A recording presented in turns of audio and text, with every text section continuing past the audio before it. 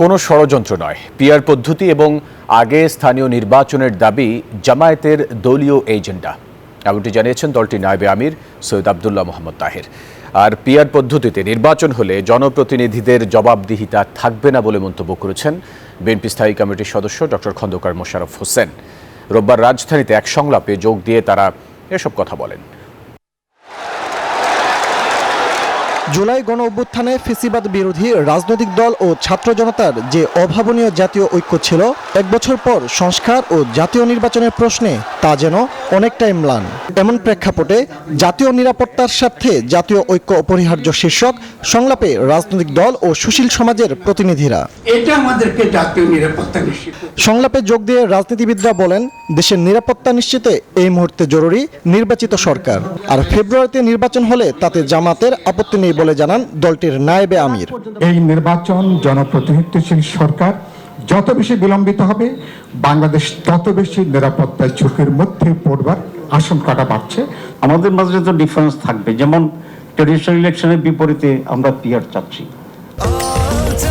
স্বাস্থ্যকর all time honeycomb, সব সময় অল টাইম হেলদি লাইফ। আমরা লোকাল গভর্নমেন্ট ইলেকশন, জাতীয় ইলেকশন চাচ্ছি, এটা আমাদের দলীয় এজেন্ডা।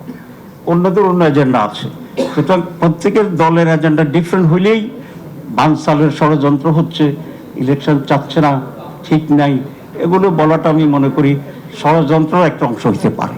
এ সময় বিএনপি নেতারা বলেন, জাতীয় নিরাপত্তা সংসদে আলোচনার বিষয়, নির্বাচন ছাড়া জটিল সমস্যার সমাধান কঠিন বলেও মনে করেন তারা। রাজনৈতিক দলগুলোর দায়িত্ব হচ্ছে জনগণের কাছে যাওয়া, যে উদ্দেশ্য আদর্শ আছে সেটা জনগণের কাছে নিয়ে তার ম্যান্ডেট নিয়ে সংসদে আসা।